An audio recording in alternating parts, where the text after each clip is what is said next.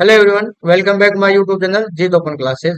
आज हम बात करने वाले हैं जो अपना जो सेकंड चैप्टर चल रहा है लॉस्ट स्प्रिंग, उसका जो लास्ट पार्ट है उसके बारे में अपन डिस्कस करने वाले हैं। इस क्लास के साथ ये टॉपिक आपका जो सेकंड चैप्टर है वो पूरा हो जाएगा। ठीक है बच्चों, तो कहानी शुरू करने से पहले आप कल्पना करो एक ऐसी बच्ची की जो आपकी उम्र की है। जब उसे स्कूल जाना चाहिए या खिलौनों से खेलना चाहिए, तब वह तपती भट्टियों के सामने बैठकर कांच जोड़ रही है। कांच मतलब जो चूड़ियां बनाने वाला जो कांच होता है वो। और उसके हाथ इतने तेज चलते हैं जैसे वह इंसान नहीं है, यानी कि मशीन हो। जैसे इंसान नहीं लगती, जैसे कि वो मशीन हो। और वो लड़की कौन है? सविता है। कौन है? सविता। तो अपन इस सविता की कहानी के बारे में आज अपन डिस्कस करने वाले हैं। तो चूड़ियां बनाने का काम करती है और इतनी बढ़िया तरीके से काम करती है जैसे कि वो इंसान से नहीं, मशीन के द्वारा बनाई गई चूड़ियां है। और जो चूड़ियां बनाती है वो दूसरों की शादियों में तो चमकती हैं, लेकिन उसकी खुद की जिंदगी में क्या है? सिर्फ गरीबी का अंधेरा है। और हम इस कहानी से वो हिस्सा देखेंगे जो हमें दिखाता है कि जो बाल श्रम होता है, यानी बच्चों से उनका बचपन कैसे छीन लेता है। तो बाल श्रम से क्या नुकसान होता है वो अपन देखने वाले हैं। तो आज के अपन स्टोरी में बात करने वाले हैं सविता नाम की लड़की की। तो शुरू करते हैं अपनी क्लास। तो आइए देखते हैं। Savita, a young girl in a drab pink dress, sits alongside an elderly woman soldering pieces of glass। यहाँ तक इसका इंग्लिश देखते हैं। तो सविता है, उसने कैसी ड्रेस पहन रखी है? ड्रेब यानी फीकी, पिंक यानी गुलाबी, यानी फीकी गुलाबी ड्रेस पहन रखी है।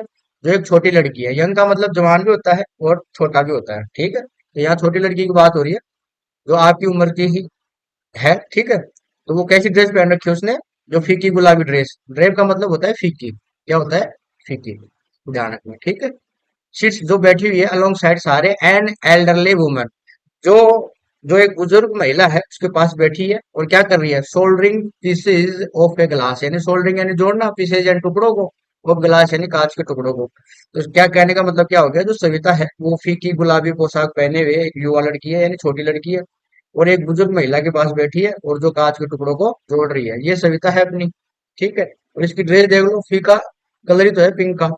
और ये बुजुर्ग महिला है इसके पास बैठी है और ये देखो कांच के टुकड़ों को यहाँ पर जोड़ रही है। तो ये चीज ध्यान रखना, जो इमेज है आपको कितनी हेल्प करती है। ये आपको क्लास आप ले रहे हो तो इससे पता भी लग रहा होगा, क्योंकि एग्जाम में ये इमेज आपके माइंड में रहती है। तो ये जो पूरी जो लाइनें यहाँ दे रखी है, ये इमेज से आपको एकदम क्लियर हो जाती है और स्टोरी समझ में आती है। ठीक है, तो ये काम कर रही है यहाँ पर कांच के टुकड़ों को जोड़ने का। ठीक है, आगे बात करते हैं। As her hands move mechanically like the tongs of a machine, I wondered if she knows the sensitivity of the bangles she helps make। तो यहाँ तक इसका देखते हैं। As her hands move the mechanically like the tongs of a machine. इसका मतलब क्या हो गया? जैसे उसके हाथ किसी मशीन के जो चिमटे होते हैं ना, चिमटे, टोंग्स, चिमटे, मशीन के चिमटे। और काम कैसे करते हैं? यंत्रवत यानी मैकेनिकल, जैसे चल रहे हो, जैसे कि उसके हाथ जो मशीन के जो चिमटे होते हैं ना उसकी तरह यंत्रवत चल रहे हो। आई वंडर, मैं सोचती हूँ, इफ शी नोज, यदि वह जानती, sensitive of the bangle she helps make, यानी कि मैं सोचती हूँ कि जो वो चूड़ियां बना रही है उनकी जो पवित्रता है वो शायद उसको जानती, और जिन्हें बनाने में वो क्या कर रही है? मदद कर रही है। यानी कि ये कौन बोल रहा है? आई कौन है यहाँ पर? ये अनिश जंग अपनी जो राइटर है। ठीक है, ये ध्यान रखना। It symbolises an Indian woman's suhag, auspiciousness in marriage. अब ये जो सिंबलाइज का मतलब क्या हो गया? प्रतीक हो गया। ठीक है, क्या होता है? प्रतीक। तो ये जो होता है इट सिंबलाइज, ये प्रतीक होती है एन इंडियन वुमन सुहाग, यानी जो भारतीय महिला है ना उनका सुहाग का प्रतीक होता है ऑस्पिशियसनेस इन मैरिज। और जो विवाह में जो शुभता होती है, इसका मतलब होता है शुभता। ये ध्यान रखना, इसका मीनिंग मैं यहाँ लिख देता हूँ ऊपर, शुभता। ठीक है, ऑस्पिशियसनेस का है। ठीक है, ध्यान रखना। यानी कि ये जो चूड़ियां बना रही है, ये जो काम कर रही है, वो किसका प्रतीक है? जो भारतीय महिला है ना उसके सुहाग का और विवाह के शुभता का ये प्रतीक है। It will dawn dawn on her suddenly one day when her head is draped with a real veil, her hands dyed red with hyena and red bangles rolled on to her reeds. तो यहाँ तक इसका देखते हैं, लाइनें पड़ी है, कोई दिक्कत नहीं, अपन उनको टुकड़ों टुकड़ों में देखेंगे। इतना आप परेशान मत होना। ठीक है, तो it will down on her suddenly one day when her head is draped with A red well. अब उसको यहाँ से देखेंगे। इट विल डाउन और हर सडनली, यानी कि उसे ये बात अचानक से एक दिन तब समझ में आएगी। वन डे, एक दिन तब समझ में आएगी। व्हेन, जब हर head is wrapped with A red well, यानी कि जब उसका जो सिर है तो उसके सिर के ऊपर क्या होगा, लाल घूंघट होगा, यानी कि उसकी शादी की बात कर रही है। ये जो इसको जो सुहाग का जो प्रतीक है, ये इसको तब समझ में आएगा जब इस छोटी लड़की की जब ये बड़ी होगी, जब इसकी शादी होगी और इसके सर पे क्या होगा, वो लाल घूंघट होगा। ठीक है। हर हैंड्स, और उसके हाथों में डाइड रेड विद हैना, यानी कि उसके हाथों में क्या होंगे, लाल मेहंदी लगी होगी। And red bangles rolled on to her wrists, और जो उसकी जो कलाइयां है उनमें कैसी होंगी, लाल चूड़ियां होंगी। तब इसको पता लगेगा। She will then become a bride, यानी कि तब वह एक क्या होगी, दुल्हन बनेगी। तो इसको तब पता लगेगा जब वो दुल्हन बनेगी। ठीक है। इस चूड़ियों का जो महत्व है, इसको अभी कुछ पता नहीं है, छोटी बच्ची है, सिर्फ ये काम कर रही है, इसको इसके अलावा इसको कुछ नहीं पता इन चूड़ियों का क्या महत्व है। जब इसको शादी होगी उसकी, तब इसको पता लगेगा। ठीक है। Like the old woman besides her who became one many years ago, तो यहाँ देखते हैं इसको। लाइक, ठीक द ओल्ड वुमन, यानी ठीक जो बूढ़ी औरत है उसकी तरह, बिसाइड्स उसके पास बैठी है, हु बिकेम जो बन गई है, वन मैनी ईयर्स एगो जो उसके पास बैठी है, जो कई साल पहले दुल्हन बनी थी। यानी कि ये जो अपनी है सविता है, ये छोटी है, और इसके पास ये बैठी है बूढ़ी औरत, जो कई साल पहले ये दुल्हन बनी थी। तो इसकी तरह इसको भी पता लगेगा बाद में। तो ठीक है, ये ध्यान रखना। She still has bangles on her wrists but no light in her eyes, इतना देख लेते इसको। She still has bangles on her wrist, यानी कि जो उसकी जो कलाई है उसके ऊपर क्या है, अब भी चूड़ियां है। यानी कि ये देखो, ये चूड़ियां पहन रखी है इसकी कलाई के ऊपर, फिलहाल भी चूड़ियां पहन रखी है इसने काम करते वक्त भी। यही बोल रहा है, she still has bangles on her wrist. Wrist का मतलब होता है कलाई, यानी कि उसकी कलाई पर अब भी चूड़ियां हैं। बट लेकिन no light in her eyes, लेकिन उसकी आंखों में कोई रोशनी नहीं है। यानी इसकी रोशनी का मतलब हो गया, कोई इसको मतलब नहीं है और कोई इसको खुशी नहीं है इस चीज की। एक वक्त सर भर खाना भी नहीं खाया, शेर भर खाना भी नहीं खाया। तो इसका ध्यान रखना। और ये कौन कहता है, she said in a voice drain of a joy. यहां तक देखते हैं इसको पूरा एक साथ। एक वक्त शेर भर खाना भी नहीं खाया, वह खुशी से, जो आवाज होती है उसकी, जो मतलब उसकी आवाज में खुशी नहीं रहती, वॉइस ट्रेंड ऑफ जॉय। ये ध्यान, ये इतना इतना ये समझो, वॉइस ट्रेंड ऑफ जॉय, यानी खुशी रही थी आवाज में, ये कहती है, यानी कि वो खुशी नहीं रहती। ठीक है, उस आवाज में कहती है कि एक वक्त शेर भर खाना भी नहीं खाया। ठीक है। She has not enjoyed even one full meal in her entire lifetime। अब इसका मतलब क्या हो गया, कि उसने अपने पूरे जीवन में एक बार भी भरपेट भोजन का आनंद नहीं लिया। That's what she has ripped, इतना देख लेते हैं इसको। जो यही उसने इस समय जो काटा है, जो हासिल किया है, उस हिसाब से। अब इसको पूरा देखते हैं यहाँ से लेकर यहाँ तक। सी है, ये क्या कहना चाहती है, कि उसने अपने पूरे जीवन में एक बार भी भरपेट भोजन का आनंद नहीं लिया। यही उसने हासिल किया है, जो उसने किया है। हर हस्बैंड, उसका पति, an old man with A flying beard says I know nothing accept bangles. यहाँ तक देखते हैं। ये हर हस्बैंड से, जो उसका जो पति है, जिसकी क्या है, लंबी दाढ़ी है। एन ओल्ड मैन, जो बूढ़ा है, विद ए फ्लोइंग बियर्ड, यानी फ्लोइंग का मतलब हो गया लंबी दाढ़ी, बियर्ड का मतलब होता है दाढ़ी। ठीक है। तो कहती है I know nothing accept bangles, तो मैं चूड़े के अलावा कुछ नहीं जानता। यानी उसका जो पति है, जिसकी दाढ़ी कैसी है, लंबी है, वो कहता है कि मैं चूड़े के अलावा कुछ नहीं जानता। All I have done is make a house for the family to live in. तो वो कहता है, मैंने बस इतना किया है कि परिवार के रहने के लिए एक घर बना दे। तो उसने, जो बूढ़ा आदमी है जिसकी लंबी दाढ़ी है, वो ये कहता है कि मैं चूड़ी बनाने के अलावा मेरे को कुछ नहीं जानता। मैंने सिर्फ अपने जीवन में एक ही काम किया है, घर बनाने का। तो मैंने एक छोटा सा घर बना दिया परिवार को रहने के लिए। ठीक है। तो ये यहाँ तक अपना हो गया, आगे बात करते हैं। Hearing him one wonders if he has achieved what many have failed in their lifetime। अब यहाँ से बात कर लेते हैं इसका। हियरिंग हिम, यानी कि जो बुढ़ा है उसकी जो बात है वो सुनकर मन में एक सवाल आता है। One wonders if he has achieved, यानी कि क्या वह हासिल कर लिया जिसने, जो वो पाना चाहता था। यानी अब बहुत से लोग जो ऐसे होते हैं, जो अपने पूरे जीवन में असफल रहते हैं, और उनके छत जो सर है, he has a roof over his head, और जो उसके सिर पर जो छत है, यानी कहने का मतलब है जो उसे यानी जो बूढ़ा आदमी है उसको सुनकर मन में क्या आता है, एक सवाल आता है कि क्या he has achieved what many have failed in their life time, यानी कि क्या वह हासिल कर लिया जिसे पाने में बहुत से लोग अपने पूरे जीवन में असफल रहे हैं, और उसके सिर पर क्या है, वो छत है। आगे बात करते हैं। The cry of not having money to do anything except carry on the business of making bangles, not even enough to eat rings in every home. यहाँ तक देखते हैं होम तक। वो क्या करते हैं कि जो वो चूड़ियां बनाने का जो व्यवसाय होता है उसको जारी रखने के अलावा कुछ और करने के लिए पैसे नहीं होना, और यहाँ तक कि उनके पास not even enough to eat, और यहाँ तक कि उनके भरपेट खाने के लिए भी पैसे नहीं होना, ये क्या करता है, रिंग्स इन एवरी होम। और जो पैसे होते हैं, ये जो रोना होता है, ये हर घर में क्या होता है, गूंजता है। रिंग्स यानी गूंजना, इन एवरी होम, ये जो रोना है हर घर में गूंजता है, यानी यहाँ से लेके यहाँ तक इसका एक साथ देख लो। यानी कि जो चूड़ियां बनाने के जो व्यवसाय को जो काम है उसको जारी रखने के अलावा और कुछ करने के लिए पैसे उनके पास नहीं होना, और यहाँ तक कि जो भरपेट खाना खाने के लिए भी पैसे नहीं होना, ये रोना उनकी जिंदगी में चलता रहता है, ये हर घर में चलता रहता है। ठीक है। The young man echo the lament of their elders, यानी कि young man echo the lament यानी विलाप जो होते हैं ऑफ दियर एल्डर्स, उनके जो अपने बड़े होते हैं इनके जो गूंज होती है उनको ही ये वापस दोहराते हैं।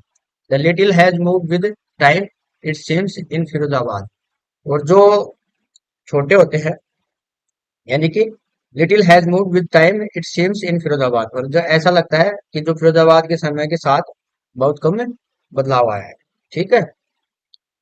Years of mind numbing toil have killed all initiative and the ability to dream। ठीक है। यहाँ से यहाँ तक देखते हैं ईयर्स का। जो ईयर्स का मतलब हो गया वर्षों की। ईयर्स ऑफ माइंड नंबरिंग, यानी कि वर्षों की दिमाग को क्या करता है, टोइल यानी सुन करना, have killed all initiative and the ability of dream, यानी वर्षों की जो दिमाग को सुन कर देने वाली जो कड़ी मेहनत होती है, ने उसको क्या किया, कुछ नया करने की पहल और सपने देखने की क्षमता को क्या कर दिया, खत्म कर दिया, स्पॉइल कर दिया। ठीक है। ये ध्यान रखना। किल्ड यानी मारना, all institute and the ability of the dream, जो सपने देखने की जो क्षमता होती है उसको क्या कर दिया, खत्म कर दिया। अब इसका एक व्याख्या से समझो इसको थोड़ा लॉजिकली। जब इंसान दिन रात सिर्फ जीवित रहने के लिए सिर्फ संघर्ष करता है तो वो नए नए सपने देखना बंद कर देता है, क्योंकि उसकी जो मेहनत है उन्हें मानसिक रूप से क्या कर देती है, वो थका देती है। ठीक है। ये ध्यान रखना। Why not organise yourself into a cooperative. इतना देखते हैं, जो आप लोग जो खुद को एक जो सहकारी समिति होती है उसमें संगठित क्यों नहीं करते। I ask A group of a young man who have fallen into the vicious circle of middle man. इतना कर लेते हैं इसको। ठीक है। तो ये कौन पूछती है, जो अपने जो अनिश जंग है वो पूछती है जो कौन से लड़कों को पूछती है, जो लड़के एक समूह में रहते हैं उन समूह में से किसी एक को पूछती है।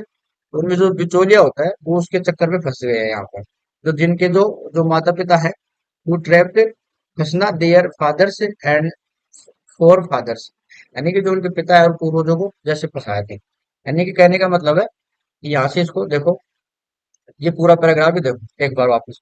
यानी आप लोग खुद को ये एक जो अनिश जंग है, आई कौन है, अनिश जंग जो है वो किन को पूछती है, जो लड़के होते हैं ना उनके एक ग्रुप को पूछती है कि जो तुम लोग हो खुद को एक सरकारी समिति जो सहकारी समिति होती है उसमें संगठित क्यों नहीं करते खुद को। तो फिर उन युवाओं में से वो पूछती है, तो उनमें से एक जो बिचौलिया है उसके वो जो चक्कर में वो क्या करते हैं, वो बच्चे फंसे हुए हैं सारे। ठीक है। किसके, vicious circle of A middleman, जो बिचौलिया होता है उसके सर्किल में फंसे हुए हैं सारे। जैसे इनके जो पिताजी हैं और उनके जो फोर फादर्स है, जो इनके पूर्वज है, जैसे वो फंसे थे वैसे ये फंसे हुए हैं। अब कहने का मतलब ये समझ लो कि लेखिका है जो अपने जो राइटर है वो उनको सुझाव देती है कि वे मिलकर काम करें ताकि जो बिचौलिए होते हैं उनका शोषण ना कर सके। लेकिन जो बिचौलिए होते हैं ना वो पीढ़ी दर पीढ़ी इन गरीबों का क्या करते हैं, वो चूस रहे होते हैं। ठीक है। बिचौलिए इनको यहाँ पर जैसे काम में धकेल देते हैं। समझ में आएगा। आगे बात करते हैं। Organized, we are the ones who will be hauled up by the police, beaten and dragged to jail for doing something illegal, they say। यहाँ तक इसको देखते हैं। ये कहती है, अगर हम संगठित होते हैं तो वे लोग क्या करते हैं, वे लोग जो होंगे ना वो पुलिस को क्या करती है, पुलिस क्या करती है, पकड़ती है और क्या करती है, उनको पीटती है। और जो कुछ जो अवैध होता है, इलीगल होता है, अवैध, ठीक है, उस इलीगल काम के आरोप में उनको क्या कर लेती है, वो जेल ले जाती है। ठीक है, कहाँ ले जाती है, जेल ले जाती है। जब ये एक जगह इकट्ठे होते हैं और ये कुछ करने के लिए करते हैं, तो जो पुलिस है वो उनको क्या करती है, मारती है, ड्रैग्ड टू जेल, और जेल ले जाती है फॉर डूइंग समथिंग इलीगल, यानी जो गैर कानूनी जो काम होते हैं उनके आरोप में उनको क्या कर लेती है, वो जेल ले जाती है। ये ऐसा कौन कहते हैं, ये लड़के कहते हैं ये बात, जब लेखिका उनको कहती है कि तुम एक जगह इकट्ठा होकर काम करो। तो ये बोलती है कि जो बिचौलिया होता है ना वो पुलिस को बुला लेते हैं, और वो फिर वो पुलिस उनको मारती है, पीटती है, जेल ले जाती है, और जो गैर कानूनी काम होते हैं उनमें उनको फंसा देती है। There is no leader among them, जो हमारे बीच में क्या है, यहाँ पर कोई भी नेता नहीं है। No one who could help them see things differently, और ऐसा कोई नहीं है जो उन चीजों को अलग नजरिए से देखने में मदद कर सके हमारी। Dear fathers are as tired as they are, जो उनके जो पिताजी हैं वो उतने थके हुए हैं जितने कि वे खुद थके हुए हैं। They talk endlessly in A spiral that moves from poverty to apathy to greed and to injustice। यहाँ तक देखते हैं दे टॉक से, तो दे टॉक से देखेंगे इंजस्टिस तक, लास्ट तक यहाँ देख लेते हैं, एक साथ देख लेते हैं। तो वे बात कैसे करते हैं, जो गरीबी है, जो गरीबी से जो उदासीनता होती है, गरीबी से जो उदासीनता होती है, endless in spiritual that moves from poverty to apathy and greed and to injustice. जो लालच होता है, ग्रीड, ग्रीड क्या होता है, लालच, ग्रीड क्या होता है, लालच। और जो पोवर्टी होती है वो क्या होती है, गरीबी, ये क्या होती है, गरीबी। ठीक है, और जो ये होता है ना एपाथी, जिसका मतलब होता है उदासीनता, उदासीनता क्या होता है, उदासीनता। और इनजस्टिस का मतलब होता है अन्याय, क्या होता है, अन्याय। ये मेन मेन वर्ड है, इनको ध्यान रखना जिनको मैं हाईलाइट कर रहा हूँ। ठीक है, तो इसका पूरे का मतलब समझो, यहाँ से यहाँ तक मैं एक बार आपको पूरा बताता हूँ कि जो उनके ये यहाँ तक, there is no leader among them, यानी कि इनके बीच, चलो इसका पूरा ही देख लेते हैं एक बार। यानी कि जो ये बोलते हैं ना कि अगर हम संगठित होते हैं तो वे लोग ने क्या करते हैं, वो पुलिस को पकड़ती है, उनको पीटती है पुलिस। जो पुलिस है वो उनको अवैध का जो काम करने के आरोप में क्या कर लेते हैं, जेल ले जाती है। ठीक है, ये कौन कहता है, वो लड़के हैं उनमें से एक लड़का कहता है उनको। ठीक है, किसको कहता है, राइटर है, तो राइटर कौन है, अपने अनिश जैन। ठीक है, समझ में आएगा। और उनके, और क्या कहता है कि उनके बीच में कोई नेता नहीं है जो, जो ऐसा नहीं है जो उनके जो चीजों को जो अलग नजरिए से देख सके, उनमें देखने के लिए मदद कर सके। और उनके पिता भी, पिता है ना, वो उतने थके हुए हैं जितने कि वो खुद थके हुए हैं। और वो ऐसे बात करते हैं जैसे कि जो ये जो चक्कर है, स्पाइरल, स्पाइरल जो चक्कर है, दैट मूव फ्रॉम एंडलेसली, जिसका मतलब क्या होता है, एंडलेसली का मतलब होता है अंतहीन चक्कर। ठीक है, तो वे एक ऐसे अंतहीन चक्कर में बात करते हैं जो गरीबी को, गरीबी से जो उदासीनता होती है, गरीबी से जो उदासीनता होती है, और जो लालच होता है, या फिर जो अन्याय होता है, उसको एक और बढ़ाता है। ठीक है, यानी कि कहने का मतलब ये है कि उनकी जो बातचीत का कोई समाधान नहीं निकलता, वे बस दुख और अन्याय के जो गोल घेरे होते हैं उसमें घूमते रहते हैं। ठीक है, आगे बात करते हैं। Listening to them I see two distinct words, one of the family caught in a web of poverty, burdened by the stigma of caste in which, which they are born. The other of vicious circle of the Sahukars, the middleman, the policeman, the keepers of law, the bureaucrats and the politicians। यहाँ तक देखते हैं, paragraph बहुत लंबा है, तो इसको आराम से समझेंगे। ठीक है, तो इसको थोड़ा टुकड़ों में कर लेते हैं, एक बार इतना देख लेते हैं और फिर इसके आगे का देख लेंगे। तो मैं पहले बताऊंगा आपको लिसनिंग टू देम से दे आर बोर्न तक, यहाँ तक। तो पहले इसको समझते हैं, थोड़ा मैं कलर चेंज कर लेता हूँ कि आपको थोड़ा सा कंफ्यूजन नहीं होगा। लिसनिंग टू देम, उन्हें सुनकर, आई सी टू डिस्टिंक्ट वर्ड्स, उनके जो वर्ड हैं उनको सुनकर मुझे दो दुनियाएं अलग अलग याद आती है। वन ऑफ द फैमिली, एक जो परिवार, caught in a web of poverty, एक उस परिवार की दुनिया जो गरीबी के जाल में फंसी हुई है। Burden by the stigma of caste, वो जो जिस जाति में पैदा हुए हैं उसके लिए वो क्या करती है, स्टिग्मा होता है कलंक, उसके जो बोझ के तले वो क्या हुए, दबे हैं, विच दे आर बोर्ड, जो उसके बोझ के तले दबे हुए हैं। स्टिग्मा का मतलब होता है कलंक, क्या होता है, कलंक। और बर्डन का मतलब होता है बोझ, इसका मतलब होता है बोझ। और कैसा, जाति के बोझ के तले। ठीक है, जहां वे जन्म लिए। तो इसको इतना इतना देखो कि उन्हें सुनकर मुझे दो अलग अलग दुनियाएं दिखाई देती है। किसको दिखाई देती है? अपने जो राइटर है उसको। एक उस परिवार की दुनिया, वन ऑफ द फैमिली, एक उस परिवार की दुनिया जो गरीबी के जाल में फंसी है और जिस जाति में पैदा हुए हैं उसके कलंक के बोझ तले दबी है। And the other a vicious circle of the sahukars, the middlemen, the policemen, the keepers of law, the bureaucrats and the politicians। अब दूसरी बात करिए यहाँ पर, जो दूसरी दुनिया है वो किसकी है? साहूकारों की। ठीक है, साहूकार्स। ठीक है, और उसके अलावा जो बिचौलिया होते हैं, मिडिलमैन, उनकी। पुलिसमैन, पुलिस वालों की दुनिया होती है एक तो। ठीक है, और जो द कीपर्स ऑफ लॉ, जो कानून के जो रखवाले होते हैं। ठीक है, द ब्यूरोक्रेट्स, ब्यूरोक्रेट्स हो गए नौकरशाह। ठीक है, एंड द पॉलिटिशियन, और जो राजनेता होते हैं उनका। ठीक है, यानी कि जो अपने जो राइटर है वो यहाँ से लेकर यहाँ तक दो अलग अलग प्रकार के जो दुनिया है उनको दिखा रही है।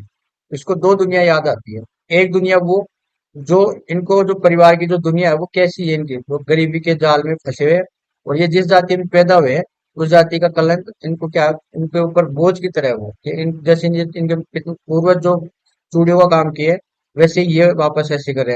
यानी कि एक तरीके से समझ लो कि जो पहली बाधा है वो कैसी है, उनकी जाति और गरीबी की, क्योंकि चूड़ी बनाना उनकी जातिगत नियति मान ली गई है।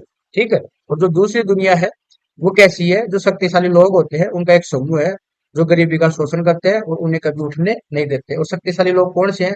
साहूकार हो गया, बिचौलिया हो गया, पुलिसकर्मी हो गए, कानून के रखवाले हो गए, और जो नौकरशाही और राजनेताओं का एक क्या होता है? दुष्चक्र होता है, विशियस सर्कल होता है। ठीक है, ये ध्यान रखना। Together they have impose the bag on the child that he can not put down. अब इसको देख लेते हैं यहाँ तक। टुगेदर दे हैव इम्पोज, इन सब सबने मिलकर बच्चे पर एक ऐसा बोझ डाल दिया, बैग एंड बोझ डाला ऑन द चाइल्ड, एंड बच्चे के ऊपर, that he can not put down, जिसे वह उतार नहीं सकता। ठीक है, that he can not put down, जिसे उतार नहीं सकता। यानी इन सबने मिलकर जो बच्चा होता है उसके ऊपर इतना बोझ डाल दिया कि वो बच्चा इस बोझ को अब उतार नहीं सकता। ठीक है, before he he is aware, he accepts it is as naturally as his father। और जब ये पहले की तरह जागरूक हो तो उसे इतनी सहजता से स्वीकार कर लेता है जितनी सहजता से इसके पिता ने इसको स्वीकार कर लिया था। ठीक है, ये ध्यान रखना। To do anything else would means to dare, and daring is not part of growing up. अब जो कुछ करने की इनके कोई मतलब भी होगा ना तो उसका मतलब होता है साहस। साहस का मतलब हो गया डेयर, ये हो गया मेन टू डेयर, ये ध्यान रखना। यानी कि अगर ये कुछ करते हैं इसका मतलब हो गया साहस करना। And daring is not part of his growing up, और जो साहस करना है उसके जो पालन पोषण है उसका हिस्सा नहीं होता। ठीक है, यानी अगर ये ऐसा कुछ करेंगे तो फिर इनका पालन पोषण कैसे होगा? ठीक है, आगे बात करते हैं। When I sense a flash of it in Mukesh, I am cheered. I want to be a motor mechanic, he repeats। यहाँ तक देखते हैं। जब मुकेश में इसकी एक साहस दिखाई देती है तो मुझे खुशी होती है। और उसको मुकेश खुशी क्यों होती है? क्योंकि मुकेश क्या बोलता है, जो अपन ने पीछे वाली जो वीडियो है उसमें देखा था मुकेश की कहानी, तो इस राइटर को मुकेश की याद आती है, जिसमें मुकेश क्या कहता है कि I want to be a motor mechanic, यानी कि मैं एक मोटर मैकेनिक बनना चाहता हूँ। तो वो उसको रिपीट करती है। ठीक है, he will go to a garage and learn, but garage is a long way from his home. अब ये देखो इतना, तो he will go to garage, वह अपने वो है गैरेज जाएगा, एंड लर्न वो सीखेगा, but the garage is a long way from his home, लेकिन जो गैरेज है उसके घर से बहुत दूर है। आई विल वॉक, मैं पैदल चलूंगा। ही इंसिस्ट, और वह जोर देकर कहता है। कौन कहता है? ये जोर देकर जो मुकेश है वो कहता है। तो जो राइटर है उसको मुकेश की कहानी याद आ रही है और मुकेश के बारे में बता रही है, जो कहता है कि मैं एक मोटर मैकेनिक बनूंगा और जो गैरेज है वहां जाऊंगा और वहां सीखूंगा। और गैरेज जो है उसके घर से दूर है, लेकिन वो बोलता है मैं पैदल जाऊंगा। वो ऐसी बात जोर देके कहता है। तो do you also dream a flying a plane? तो जो राइटर है वो पूछती है कि जो क्या तुम विमान उड़ाने का भी सपना देखते हो क्या? कि जो जो मोटर मैकेनिक है वही सपना देखते हो। ही इज सडनली साइलेंट, वो अचानक क्या हो जाता है? चुप चुप हो जाता है, शांत हो जाता है। नो, ही सेज, वो बोलता है नहीं। ठीक है, स्टेरिंग एट द ग्राउंड, और जो जमीन है उसकी ओर देखते हुए कहता है। ठीक है, यानी कि जो अनिल जैन उसको पूछती है तो वो बोलता है कि नहीं, मैं जहाज उड़ाने के बारे में सपना नहीं देखता। और वो ऐसा कब बोलता है, नीचे जमीन की तरफ देखते हुए बोलता है ये सब चीजें। ठीक है। In his small murmur there is an embarrassment that he has not yet turned into regret। ठीक है, यहाँ से यहाँ तक देखते हैं, रिग्रेट तक। यानी कि जो उसकी जो मरमर यानी बुदबुदाहट, यानी कैसी धीमी, कैसी धीमी यानी छोटी बुदबुदाहट, यानी स्मॉल मरमर। मरमर का मतलब होता है बुदबुदाहट। He in his small murmur there is an embarrassment that has not yet turned into regret। यानी कि जो उसकी जो धीमी बुदबुदाहट है उसमें एक जो शर्मिंदगी होती है, एम्ब्रेसमेंट होता है। ठीक है, वो है जो उसे क्या करता है, that has not he yet turned into regret, जो अभी उसे पछतावे में नहीं बदलती है। ठीक है। He is content to dream of cars that he sees hurtling down the streets of his town. और जिन्हें वह अपने कस्बों की जो वो सपना जो देख रहा है ना, कारों का सपना देख रहा है, वो उसको देख कर संतुष्ट क्यों है? क्योंकि जो उनकी जो गलियों में है ना, उनकी जो सड़कें हैं, वहां पे उन कारों को उसने दौड़ते हुए देखा है। कहने का मतलब है जिस एरिया में ये बच्चे रहते हैं, जो बच्चे इस एरिया में रहते हैं और जो जिन चीजों को देखते हैं उन चीजों के हिसाब से सपने देखते हैं। ठीक है। अभी एरोप्लेन का सपना क्यों नहीं देखता, ये लास्ट लाइन बताएगी इसमें। कि लास्ट लाइन में ये पता लगेगा कि एरोप्लेन वाला जो सब जहाज उड़ाने का सपना क्यों नहीं देखता, कार चलाने का ही सपना क्यों देखता है, कार जो मोटर मैकेनिक है वो बनने का ही सपना क्यों देखता है, क्योंकि उनकी गलियों में जो मोटर जो गाड़ियां होती है वो चलती है। ठीक है। तो प्लेन वाला क्यों नहीं देखता? तो few airplane fly over Firozabad, यानी जो फिरोजाबाद है उसके ऊपर से बहुत कम हवाई जहाज उड़ते हैं। यानी कि वो उन्हीं चीजों का सपना देखते हैं जो उन्होंने देखे हैं। हवाई जहाज जो उनकी दुनिया से बहुत दूर की चीज है। तो ये चीज ध्यान रखना। जो राइटर है वो बताती है कि जो जो लोग हैं, समरी में समझ लो, जो अपनी स्टोरी पढ़ी है ये पूरी हो गई, चैप्टर भी पूरा हो गया। तो एक थोड़ा सा इसको समझ लो। जो राइटर है उनको बताती है कि जो लोग हैं उनके खिलाफ दो ताकतें काम करती है, गरीबी की यानी गरीबी की, और दूसरी जो भ्रष्ट व्यवस्था होती है, पुलिस नेता साहूकार की। ठीक है। और इन जो बच्चों का जो बचपन से जो सिखाया जाता है कि वो अपनी नीति नहीं बदल सकते, विद्रोह करना उनके खून में नहीं होता। और जो मुकेश है उसकी कहानी का जो वो हीरो है, क्योंकि वह परंपराओं को तोड़ने का साहस करता है, भले ही उसका सपना छोटा हो। यानी मैकेनिक, जो मैकेनिक बनता है वो गाड़ी का, वो सपना देखता है। तो वो इस कहानी का मुकेश को क्या मानती है, हीरो मानती है। क्यों मानती है? क्योंकि वो सपना देखता है, चाहे उसका सपना छोटा ही हो। क्या सपना था उसका? मैकेनिक बनना। लेकिन वह चूड़ी बनाने के अंधेरे कारखाने से बाहर निकलने का एक रास्ता है, तो चूड़ियां बनाते हैं, उससे बाहर निकलने का एक क्या है, रास्ता है। ठीक है। तो ये चीज ध्यान रखना। ठीक है, क्लास आपको अच्छी लगी है तो आप क्या करें, लाइक करें, कमेंट करें, शेयर करें। चैनल पे नए हैं तो सब्सक्राइब जरूर कर लें। और नेक्स्ट पार्ट मिलेगा आपको जल्दी। तो क्लास जैसे भी आप लग रहे हैं आप जरूर बताएं। ठीक है, थैंक्स फॉर वॉचिंग।